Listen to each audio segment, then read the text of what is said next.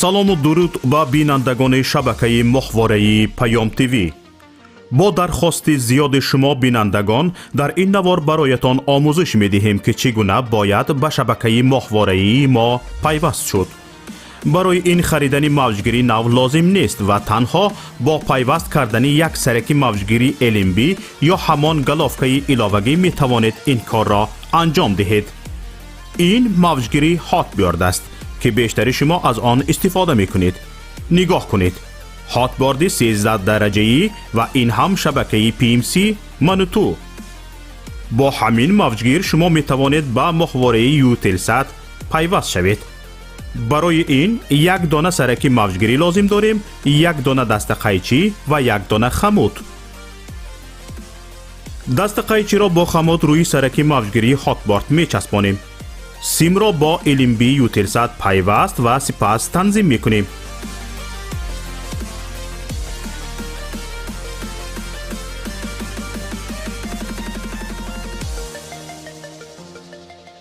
ин ҳам моҳвораи Eutelsat ва ин шабакаи Manutу ки дар аввалин мақом пайдо шуд ва ҳоло мо онро танзим мекунем.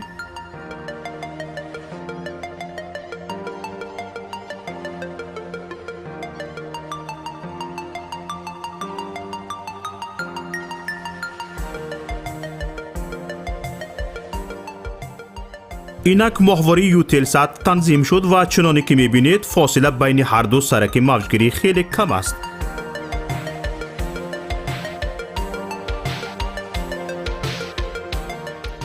акнун метавонед бо ҷустуҷӯ дар ин моҳвора шабакаи Паём ТВ-ро ҳам пайдо кунед. чуноне ки мушоҳида кардед, заҳмати зиёде сарф нашуд ва пайвастанаш ҳам бисёр осон аст. акнун ки ёд гирифтед, ҳар як аз шумо метавонед аз таҷрибаи пайвастан ба шабакаи мо як навор сабт намоед ва ба мо ирсол кунед. беҳтарин навор ба ҷои ин навори мо ҳамчун навори омӯзишӣ истифода хоҳад шуд. мо метавонем барои бехатарӣ садои шуморо иваз кунем. бо мо бошед ва барномаҳои Паём ТВ-ро пайгирӣ намоед. нишонии мо дар моҳвораи Eutelsat. моҳвора Eutelsat 7B، мавқеият 7 дараҷаи шарқӣ، фреконс 11262, суръати нишонӣ 27500, поляризатсия HFEC 5/6.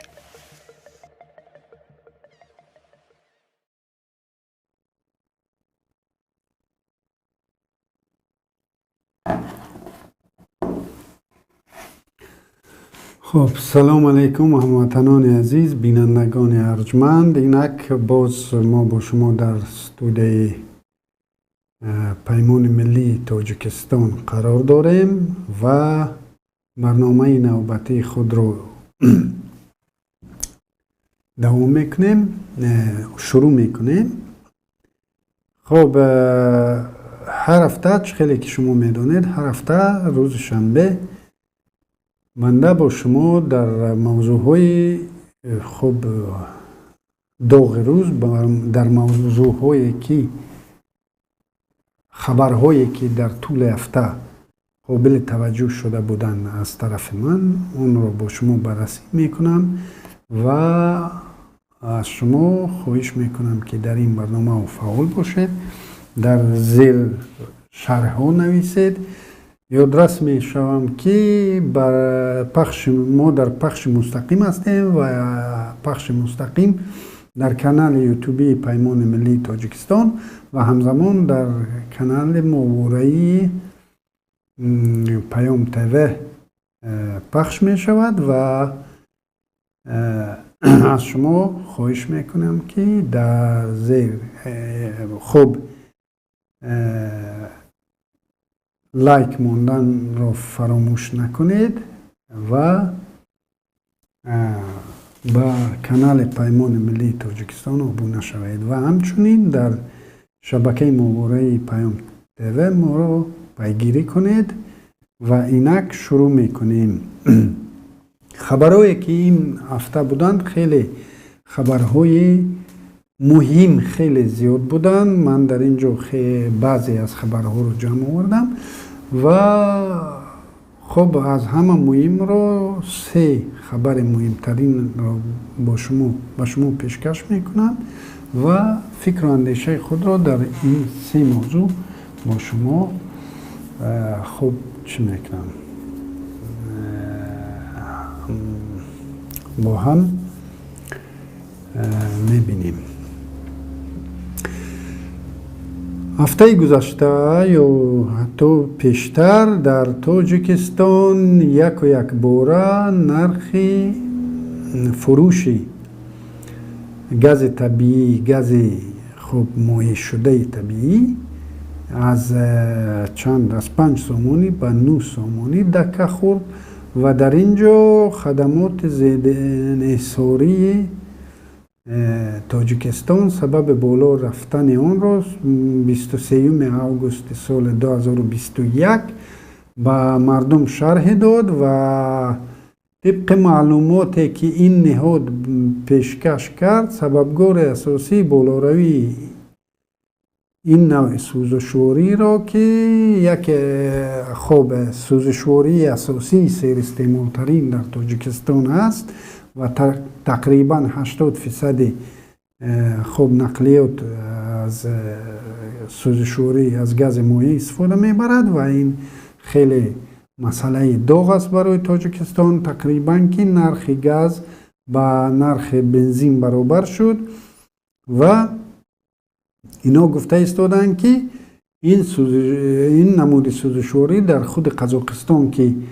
اساسی یعنی خوب انتقال دهنده اساسی گاز به تاجیکستان است یک باره از 385 که در ماه ینور بوده است برای 1 تن گاز مایع $385 میدادند، اکنون $615 میدادند و علاوه بر این نرخ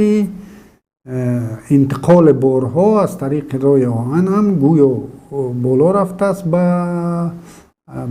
سر هر تن تا $21 و بنده این را حساب کردم در عموم با همه این نشاندادها از این $650 و با علاوه رساندن آن به تاجیکستان حساب کردم که حدود چیزی از 3 سومانی و 50 درم یعنی ارزش اصلی با تمام مصرف هاشون حدود $3.80 می شود نرخ 1 لیتر گاز. یعنی اون نرخ فروشی که 5 سومون تا امین حالا می فروختند اون قریب که 3 برابر قیمتتر از ارزش اصلی سودا می شد به مردم تاجیکستان و اینک اینها آماده نبودند که چند مدت حداقل 1 برابر اون رو قیمت فروش بس بودگی است و باز با امید هستیم که این بحران پس سر می شود و باز همون 3-4 مرتبه درآمدتان رو می گیرید. باید گفته گذارم که همین شرکت هایی که برای حمل و نقل چنین بارها خب اختصاص داده شدند و اینها البته که بیزنس های نزدیک به عائله رحمان و فهم اینها خب باز همون از انداز هم آزادند و از دیگر پرداخت ها هم آزاد و بسیار امتیازها دارند. البته که ضرر نمی دیدند لیکن متاسفانه اینا آمدند و نخواستند که چون خدمات وزارت انرژتیک یا کدام خدمات انرژی قزاقستان گفته است که به خاطر کمچینی مواد به بیرون خوب اون را انتقال ندهند و شرکت خود به واسطه خود خوب همون زوادها سودا نمی کردند لیکن از دست های دوم و سیوم برای اینا نخواستند که همون چند تینه رو که اون قزاق‌ها شاید همون دست دوم و سیوم کمی قیمتر میکردن، اینها تا خریدار نخواستن بخرن و بر علاوه قیمت شدن نرخ گاز در تاجیکستان، اون باز در تاجیکستان کمچین شد، چون که اشتراکداران بازار نخواستن بر همون 3 برابر فایده‌ای که میبینند همون کمی هم باشد پایین روند. و ببینید هنوز سال 2018 28 یونی سال 2018 همین خدمات ضد انحصاری باز در پی بالا رفتن نرخ گاز مایع در پاسخ به خبرنگار آزیا پلوس گفته بود که ما نمیتوانیم به این بازار دخالت کنیم، چون که در این بازار خب یعنی در این بازار اشتراکچی یکتاز یعنی سوداگری یکتاز یا تنها نیست. یعنی قانون ضد انحصاری تاجیکستان گفت، در اون قانون گفته می شود که اگر یک اشتراکدار این بازار 35% بازار رو انحصار کرده باشد، این الکی قانون ویران می شود و او مجبور است که همین 35% خود را پایین بیارد، یعنی قسم بازار را به دیگر اشتراکداران واگذار کنند. و اگر 3 شرکت زیاده از 50% بازار را در اختیار داشته باشند، آنها هم باز انحصاری حساب میشن و مجبور میشن که باز شرکتی را پیدا کنند. و اگر 7 شرکت با حدود بیشتر از 70% بازار را انحصار کرده باشند، باز 8م شرکت هم ضرور است. و در سال 2018 اینها یک فهرست اشتراکداران بازار را پیشکش خوانندگان کردند که این فهرست از 8 شرکت عبارت بود، یعنی 7 جمع 1 و همه همین فایزا را همین خیلی تقسیم کردند که خب یگان منوپولیست در این بازار نباشد. در اصل همه همین شرکت ها یعنی جمعیت های مسئولیتش محدود یک گله که در آنجا شرکت دارند، همهشان اگر ژورنالیست داشته باشیم و تحقیقات ژورنالیستی گذراند، البته که در تاجیکستان تحقیقات ژورنالیستی خیلی مشکل تر است، چون این شرکت ها اگر در اینترنت این شرکت ها رو پیگیری کنی، یعنی شفافیت در ما نیست و ما این شرکت ها رو گمان است که پیدا کنیم.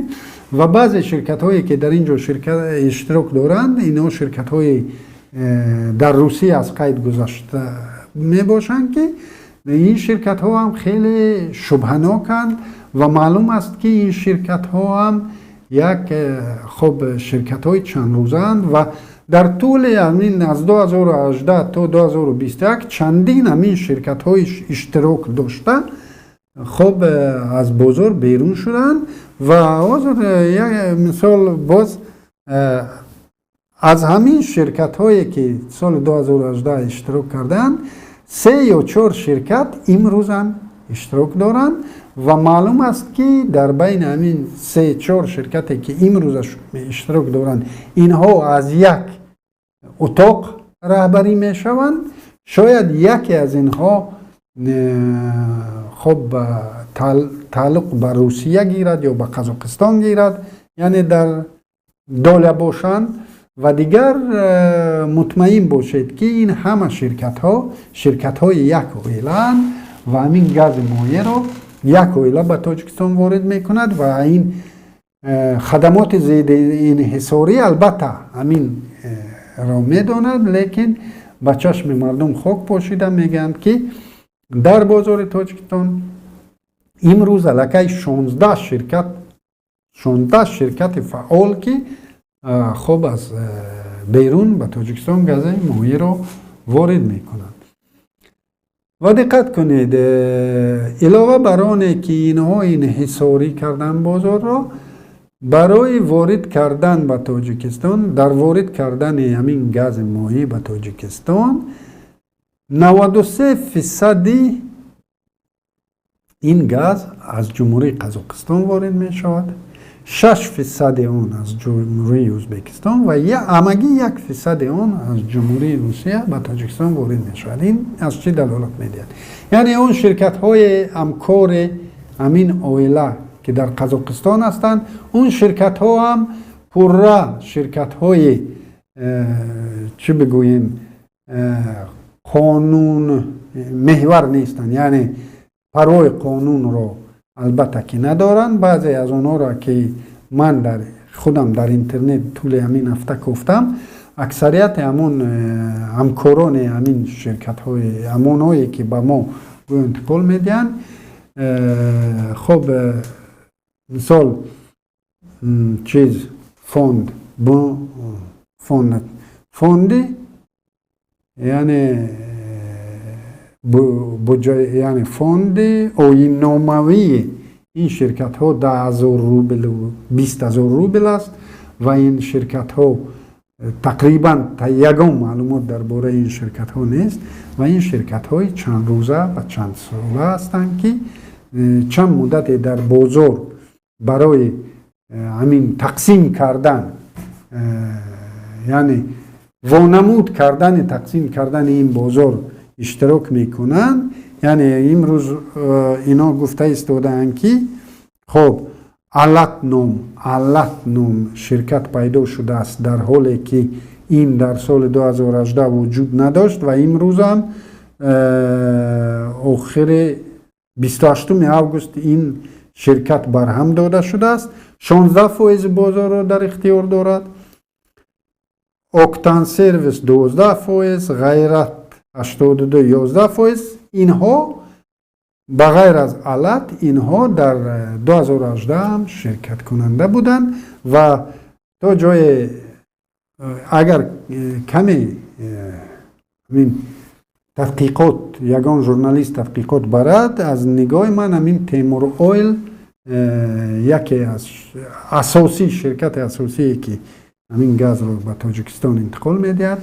مونوپولیست است در اینجا و دیگرها برای این یک خب فیرماهای چند روزه اند که خودشون تأسیس دادن به خاطر تقسیم کردن من فیصدا که قانون ضد انحصاری تاجیکستان رعایت شده باشد. از همین خاطر میخواستم از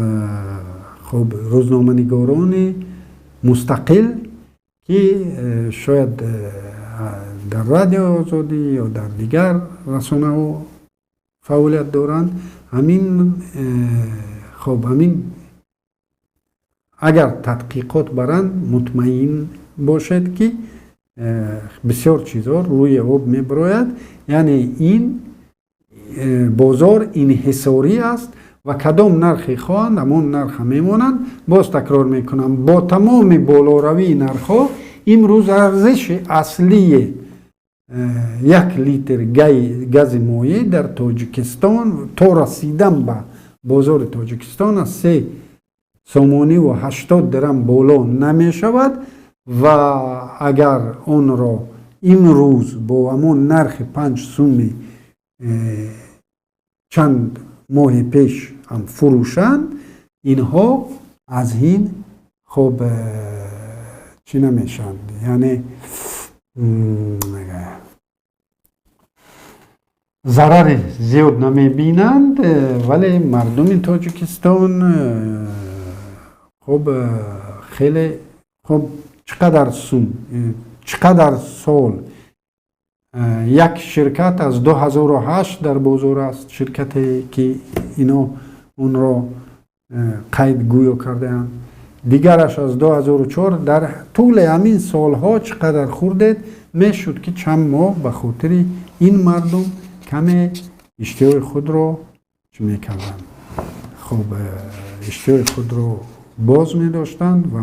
اجازت می دادند که مردم بیچاره تاجیکستان خب چند ماه دیگر در عرفه فرارسی تیر ماه که معرکه حاصلخونداری است و تیاری به زمستان است. در این مولت بیایند و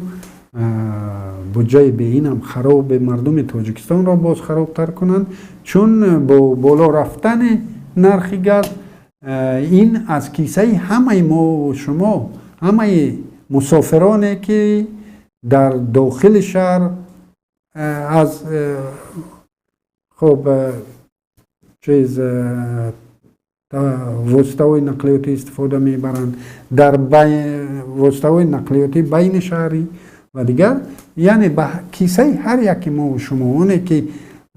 به بازار محصولات رو میارد، او هم مجبور است که محصولاتش رو قیمت تر کند و همه مال و اشیا قیمت می شود و همه مردم در عرفه فرارسی زمستان اون چیزی که رحمانوف میگوید که 2 ساله و 3 ساله ذخیره کنید، یعنی پیش از فرا رسیدن فصل سرما می آیند و به کیسه مردم دست میزنند و همه این از یک اویلا، یک بیزنس یک اویلا است که به کیسه ما و شما دست درازی دارد و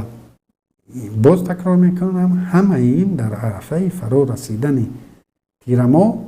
به مکتب روان کردن فرزندان خود، با اونا خریداری کردن باز از همین اویلا فرمه مکتبی که مجبور میکنن که هر سال مرا مجبور میکنن که برای 3 فرزند داشته باشم، برای 3 فرزند خریداری کنم از فلان تشکیلات، از فلان مؤسسه و اجازت نیست که یک پوشاکای یک پسرم را سال دیگر پسر دیگرم که لکه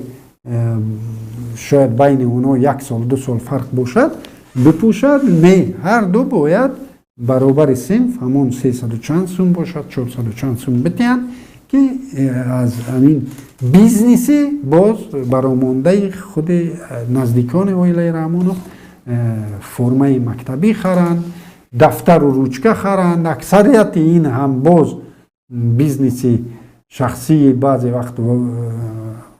منصبداران وزارت معارف هم است و در همین لحظه ای که تمام مصرف ها بالای مردم، مصرف های مردم زیاد شدن دارند، در همین مورد آمده باز نرخ گاز مایع را بالا میبرند و مردم یعنی همون خب جامعه مدنی ما، زیایان ما که امروز همه با حل کردن پرابلم 40 ساله افغانستان بندن، یگان نفر در همین مورد، در مورد گاز طبیعی، در مورد همین مشکلات مردم خود، ملت تاجیک خود در داخل تاجیکستان خب خاموشی به لب زدند، ولی در مورد واقعات افغانستان همه قهرمان شدیم و دعوای خب خیلی کلان داره. به اینم برمیگردیم. این در خب در آمد گپ بود همین سخنها، لیکن به این موضوع هم باز برمیگردیم. خبر دیگری بسیار خیلی تکان دهنده هفته این از طرف سود عالی ازبکستان خب سفید کردن یکی از به گفت مورخان امروزه تاجیک، یکی از بازمچیان دوران مبارزه مردم آسیا میانه با ضد بولشویکا، ابراهیم بیک را سفید کردند و خب ببینید من چند یگان 2-3 سال پیش پیمان ملی تاجیکستان سال 2018 به فکرم رئیس پیمان ملی تاجیکستان همین بحث را در شبکه‌های اجتماعی خیلی تیز و تند در پی برآمد رئیس پیمان ملی تاجیکستان شد در مورد سفید کردن از همین بازمچی‌ها و بسیار جانبداران هم بسیار بودن، ضد هم زیاد بود. من حاضر به این بحث رفتنی نیستم. من سفید کردنی ابراهیم بیک هم نیستم و آن مبارزان تاجیکی که بر ضد خب شوروی مبارزه بردن، اونها را هم نه خوب و نه بد گفتنی همین حالو نیستم. فقط من یک چی را گفتنی هم که اون تاریخی که امروز فرزندان ما در مکتب می آموزند، یعنی استقلالیت دولتی که ما سال 1991 به دست آوردیم و حکومت تاجیکستان امروز رحمانوف بودا رو دستش این رو دستاورد خود می حسابند و هر سال باز این سال هم در همین اوج کرونا ویروس اینها مارشراف که دارند و دیگر میخواهند همین روز استقلالیت رو که خودشون بر ضد همین استقلالیت با سلاح مبارزه میبردند، میخواهند همین استقلالیت رو چیز کنند، برای خود یک دستاورد، برای خود یک صنعت جور کنند و بر ترغیبات و تشویقات شخص رحمانوف را در این روز کنند. ولی ببینید در تاجیکستان در طول همین 30 سال هنوز کودکای ما هنوز هم در درس تاریخ از صنف‌های پایانی سر کردن تا دانشگاه ها تاریخ جهان و تاریخ سابق شوروی را از زاویه دیدگاه ایدئولوژی دور کرملین با کودکان ما درس میدن. یعنی یک وقتا در دوران شوروی شعبه اگیتاسیا و پروپاگاندای حزب کمونیست همون تاریخی رو که به ما میداد، دقت کنید، در حالی که بلشویکان بر ضد شاهیگری خیستند، بر ضد شاه خیستند، شاه رو کشتند، با تمام کودک‌هاش با تمام اویلاش کشتند و یعنی شاهیگری رو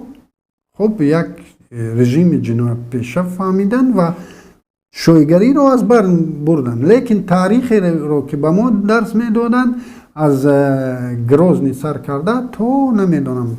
کجای همه قهرمان های اسطوره‌ای روسی، قهرمان های افسانوی روسی به مانند دانکو و دیگر و میلیان پوگاچوف برای خواننده تاجیک همیشه قهرمان های مثبت بودند. روسیه هیچگاه جنگ های غاصبانه رو بر ضد یگان کس نبرده است، فقط آزاد میکرده است. این طرف بلغارستان رو آزاد کرده است، این طرف تاجیکا رو، سمرقند و بخارا رو آزاد کرده است. نمیدونم از که سمرقند و بخارا یعنی تاجیکا تمام کشورهای روسیه مرکزی اختیاری به هیئت امپیر روسیه وارد شدند. یعنی حتی بلشویکان نمیخواستند که امپیر روسیه رو، امپیر شاهیگری روسیه رو مقصر به جنگ غاصبانه علیه ملیت ها در قفقاز و در آسیا مرکزی بدانند. بعد آمدیم در دوره آشکار بیانی. در دوره آشکار بیانی همه این امانهایی که سیاه بودن سفید شدن و اونهایی که قهرمان بودن خائن شدن. ولی در این مورد هم آمدیم برای تاجیکان، برای آسیا مرکزی باسمچی ها باسمچ موندن. خب در حالی که در روسیه قریب که خب گوارد سفید قریب که قهرمان اعلان شدند، او بیرقشون، بیرق بودگیشون، بیرقی که گیورگیفسکی نمیدونم چی بود و رسما اعتراف شد. اردن هایی که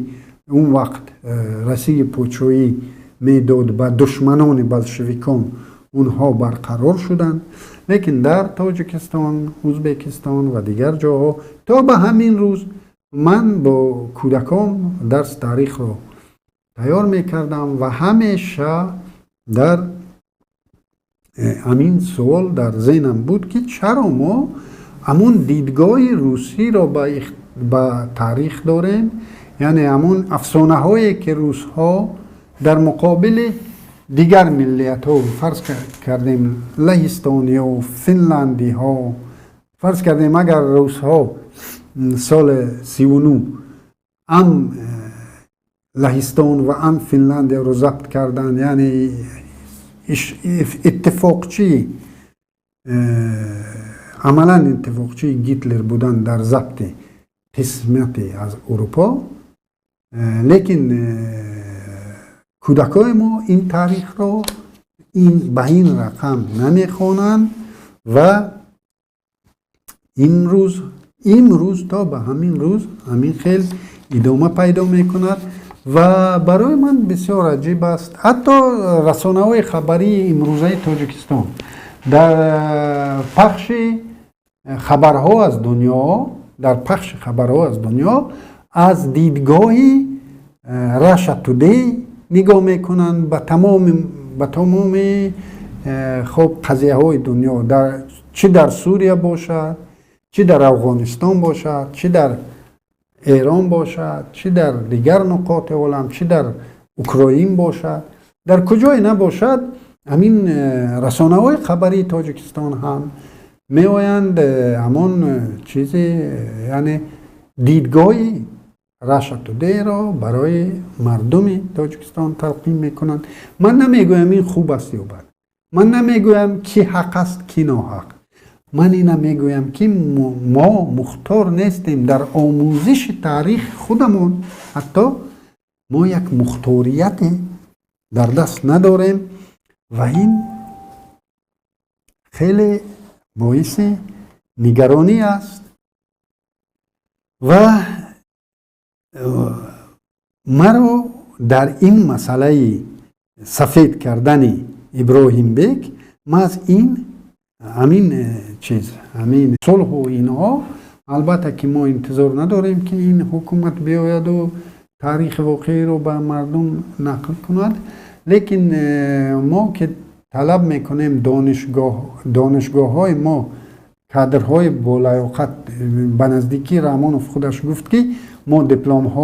دیپلمدار زیاد داریم، متخصص نداریم. خیلی کودکی که با تفکر تنقیدی اجازت ندارد، فرض کردیم اگر دانشجوی اندیشه تنقیدی را ابراز کردن حق نداشته باشد، اگر او فکر خود را درباره خب بازمچگری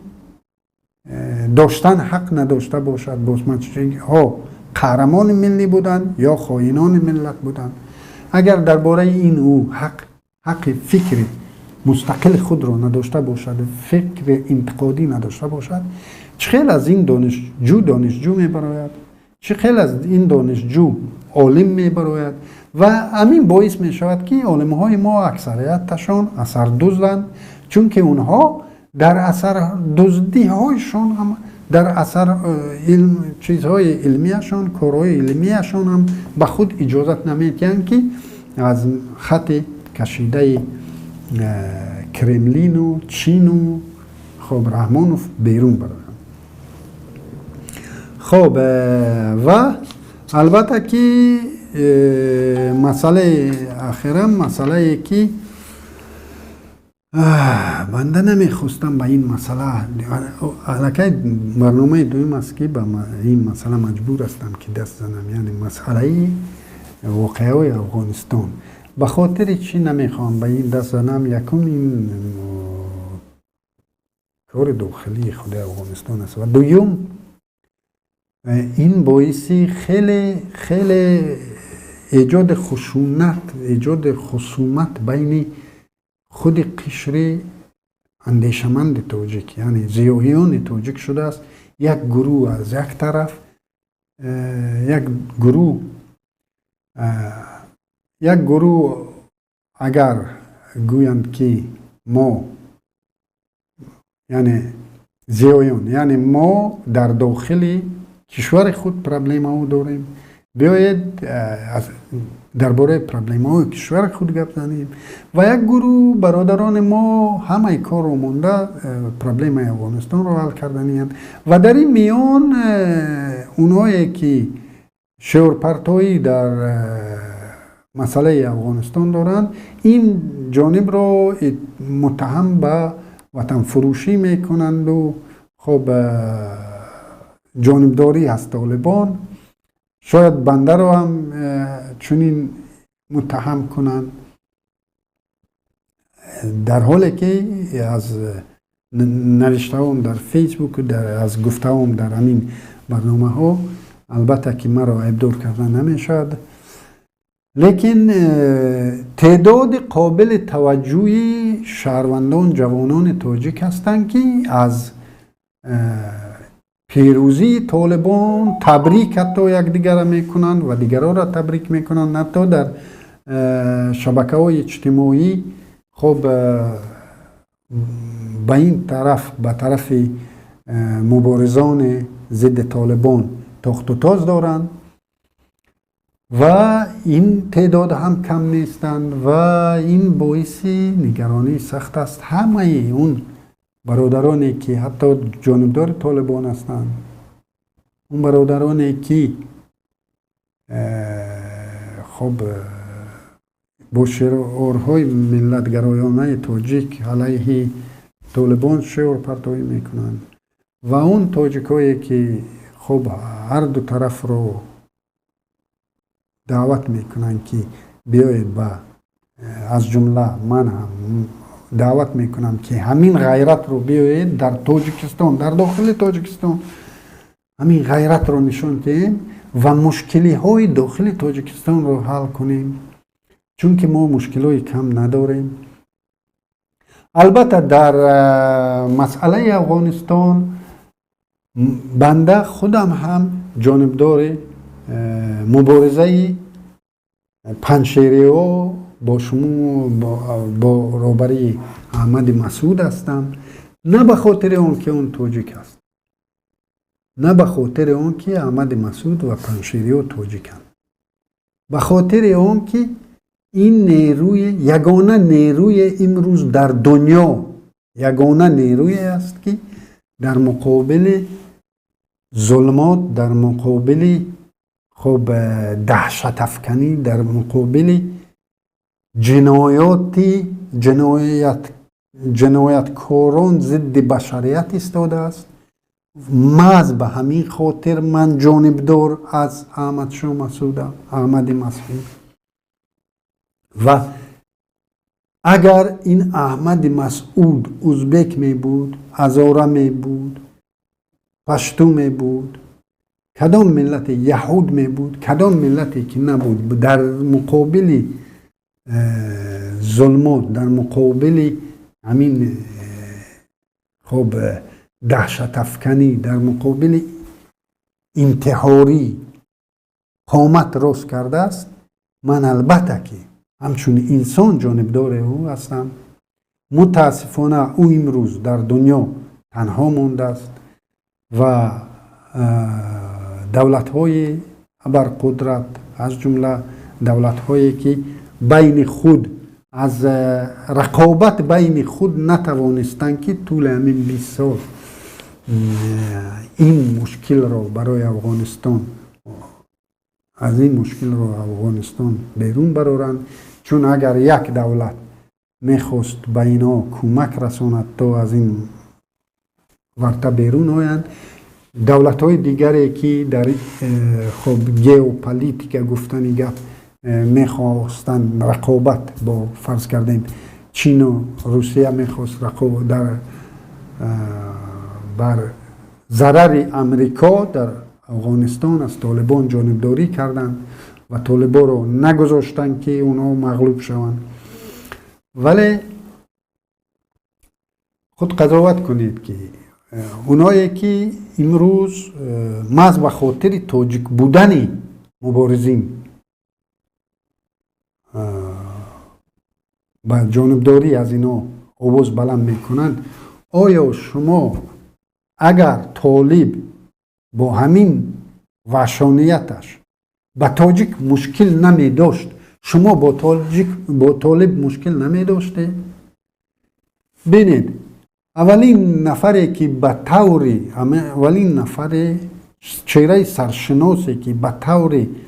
خیلی وحشیانه از طرف طالب کشته شد کی بود؟ دکتر نجیب الله.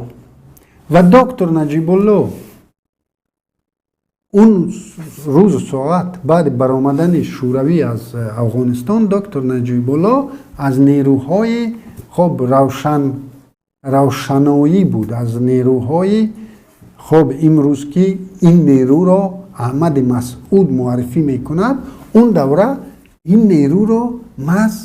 نجیب معرفی میکرد. ولی این برادرانی که با شمول تاجیکان ما، مجاهدانی که خب به خاطر آن که نجیب دست نشانده کافرا بود، آمدن با آن شعارهایی که امروز طالب آمده است، همون برادرای ما با آن شعارها بر ضد نجیب بودند و نماندن که خب همین نجیب الله در گرد او جمع نشدند و نخواستند یک دولتی، یعنی به گفت تاجیکا از یک گریبان سر برآورند و اونها باعث شدند، یعنی همون ساعت و زمان باعث شدند که حکومت نجیب الله شکست خورد و نجیب الله به طور خیلی مظلومانه به قتل رسانده شود از طرف طالبان و طالبان بیایند و بعد چند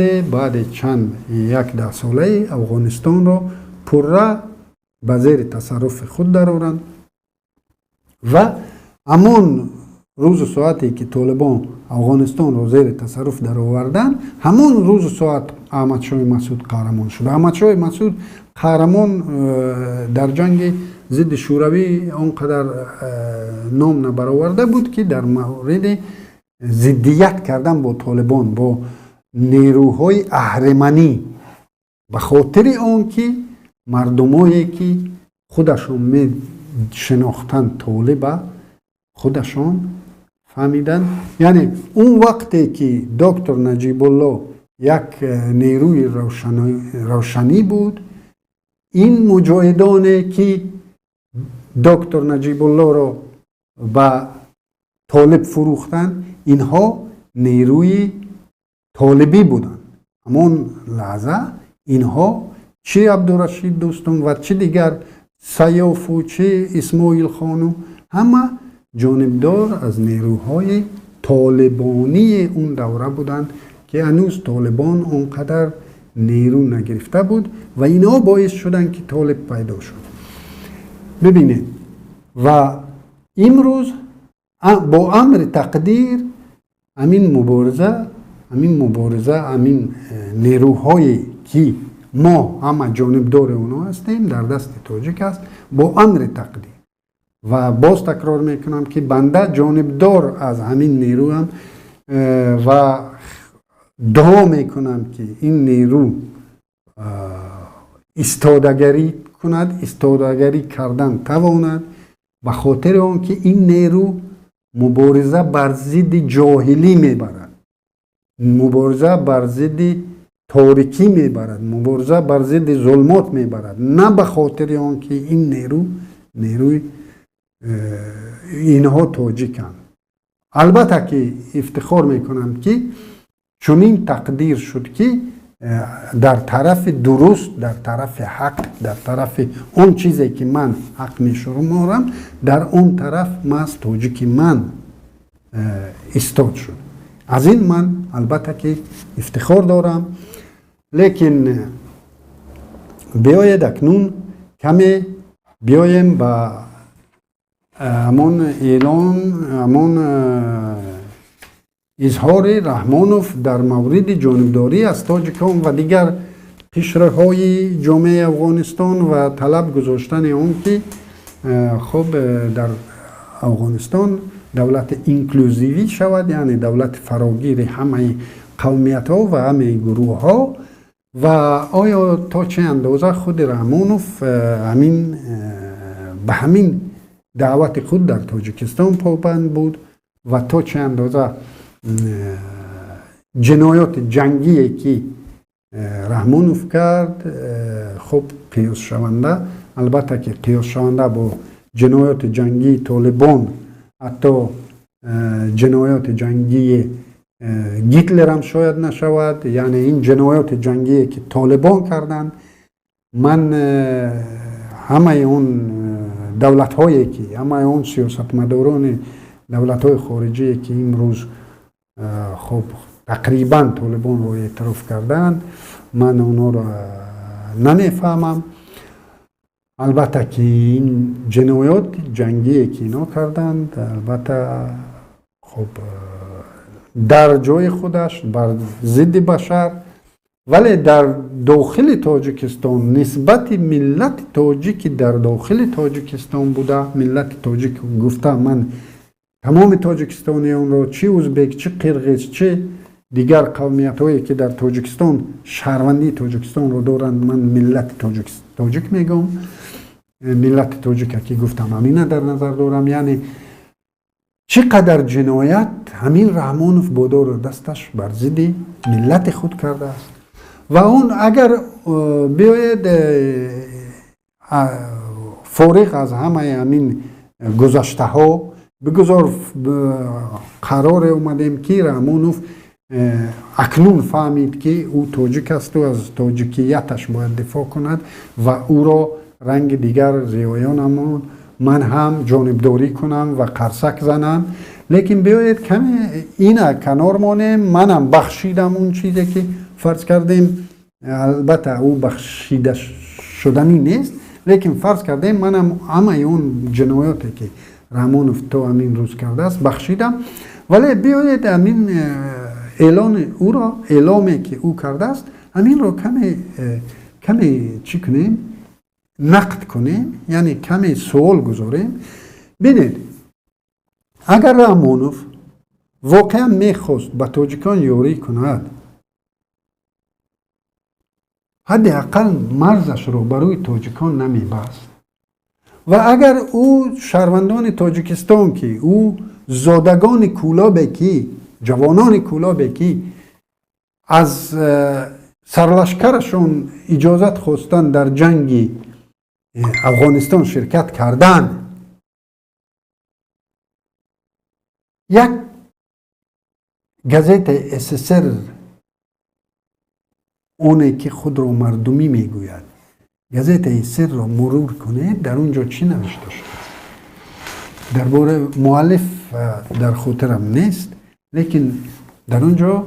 هشدار دادن می شود که خب تاجیکان یعنی افغان ها، گریزگان افغان صدها هزار به تاجیکستان می توانند سرازیر شوند و به خاطر و با آن پولهایی که امریکا ساخت در همین رود آمو و رود پنج، از طریق همین پولهای ساخته امریکا افغان ها را به طرف ما، تروریست های افغان را به طرف ما انتقال داده نیست در تاجیکستان. و همین مؤلف دعوت میکند که ما باید همین کپروک ها را، همین پول ها را ترک کنیم تا که یک افغان به این طرف رود نگذارد. انا اون قهرمانی ما به خاطر هم ملتان خودمان، یا اینها در نظر دارن که خب اگر تاجیک باشد او را قبول میکنیم، اگر دیگر ملتانه به خاطر بیارید که از همه پیش 350 نفر قرغیزی که با تمام اموالشون، با اشترهاشون از این بر در ناحیه مرغاب به این سو گذشتند، در طول 3 روز رحمانوف اونها را تسلیم به طالبان کرد و قسمت اونها نامعلوم میماند. اون طالبانی که امروز اعلان کردند که اونها خب امان طالبای سال 96 نیستند، خبرها میرسند که اونها در مرکزها، در امان جایهایی که خب با مورد توجه رسانه های خبری دنیا هست در آنجا خود رو کمی ملایمتر وانمود میکنن، لیکن در دیگر منطقه ها اونها از پیش کار مردمی خب همکاری کردگی با حکومت و یعنی قتل و کشتار دست جمعی یک حالت رو الکی سازمان ملل متحد قید کرده است و ببینید خب ما حتی همین جرأت رو نداشتیم که هموطنان خود را، هم ملتان خود را امکان دهیم که یعنی مرز رو بروی اونا کشاییم و اونها در اینجا پناه برند. و پرزیدنت روسیه پوتین هم خب اظهار نگرانی، حتی اظهار ناراضگی کرده است که پناهندگان افغان در کشورهای آسیای مرکزی پناه برند و میخواهد که رحمانوف و دیگر رهبران کشورهای آسیای مرکزی از قبول کردن پناهندگان افغان خودداری کنند و البته که رحمانوف هیچگاه از خط کشیده پوتین و شی جین پینگ بیرون نمی آید و اگر لازم شود همان ادعایی که یگان حکومت را اعتراف نمی کند او را هم اعتراف می کند. ولی بنده خیلی با امیدم که نه به خاطر اعلام رحمانوف بلکه به خاطر آن که قوه های سیاه، قوه های تاریکی، قوه های ظلمات، قوه های اهرمنی بر قوه های خب روشنایی پیروز نشوند و امید از خدا دارم و امید از دعای تمام مردم های خب خیرخواه دنیا دارم که به خاطر دعای این مردم البته که احمد مسعود و اون نیروهایی که در کنار احمد مسعودند ایستادگی خواهند کرد و ما و امکان نخواهند داد که افغانستان باز از سر نو و عصر سنگ برگردد. و خود قضاوت کنید همین که بود سخنگوی طالبان چی گفته است؟ مجاهد صبیح الله مجاهد گفته است که خب از خانه ها گفته است که از خانه ها نبرایید که سربازان ما یعنی مجاهدان ما مناسبت با خانم ها را یعنی ناموختند. من گفتنیم که اونها خوب آموختند، لیکن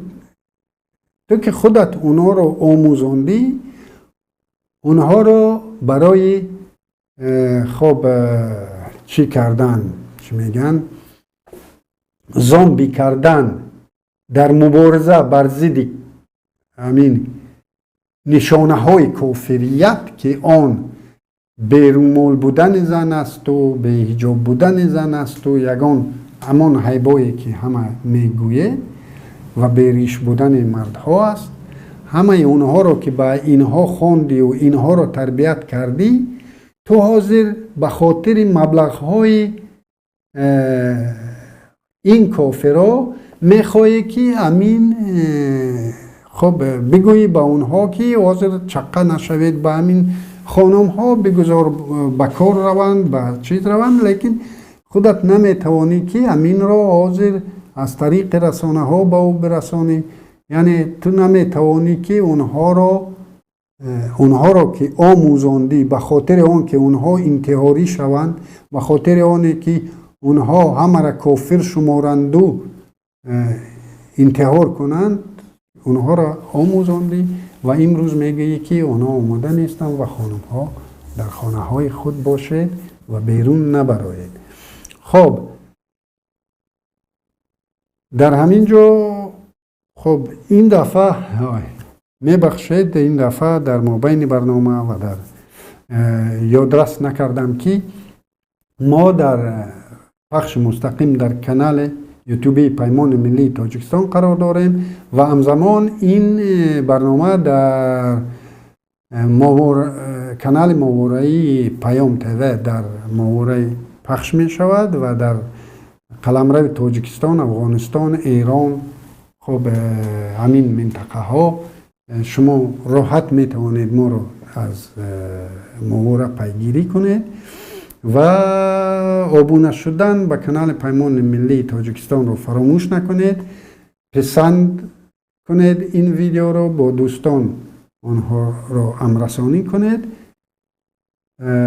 تا برنامه های آینده خدا یار و مددگاری ما و شما باشد. سلام و درود به بینندگان شبکه ماهواره پیام تیوی. با درخواست زیاد شما بینندگان در این نوار برایتان آموزش می دهیم که چگونه باید به شبکه ماهواره ما پیوست شد. برای این خریدن موجگیری نو لازم نیست و تنها با پیوست کردن یک سرک موجگیری LMB یا همان گلافکه علاوگی می توانید این کار را انجام دهید. این موجگیری هاتبیارد است که بیشتری شما از آن استفاده می کنید. نگاه کنید.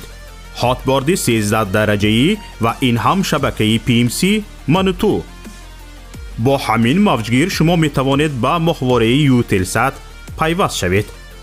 برای این یک دانه سرک موجگیری لازم داریم، یک دانه دست قیچی و یک دانه خمود. دست قیچی را با خمود روی سرک موجگیری هاتبارد می چسبانیم. سیم را با LMB یوتلسات پیوست و سپس تنظیم می کنیم.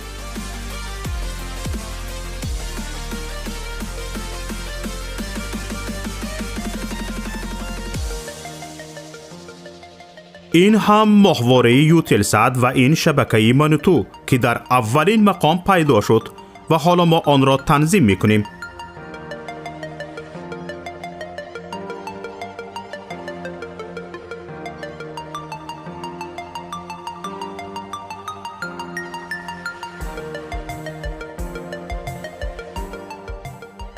اینک ماهواره یوتلسات تنظیم شد و چنانی که میبینید فاصله بین هر دو سرک موجگیری خیلی کم است.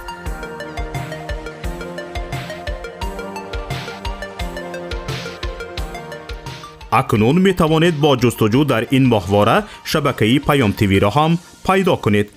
چنانی که مشاهده کردید زحمت زیاد صرف نشد و پیوستنش هم بسیار آسان است. اکنون که یاد گرفتید هر یک از شما می توانید از تجربه پیوستن به شبکه ما یک نوار ثبت نمایید و به ما ارسال کنید. بهترین نوار به جای این نوار ما همچون نوار آموزشی استفاده خواهد شد. ما می توانیم برای بی‌خطری صدای شما را عوض کنیم. با ما باشید و برنامه های پیام تیوی را پیگیری نمایید. نشانی ما در ماهواره یوتلسات. ماهواره یوتلسات 7B، موقعیت 7 درجه شرقی، فریکانس 11262، سرعت نشانی 27500، پولاریزاسیا HFEC 5:6.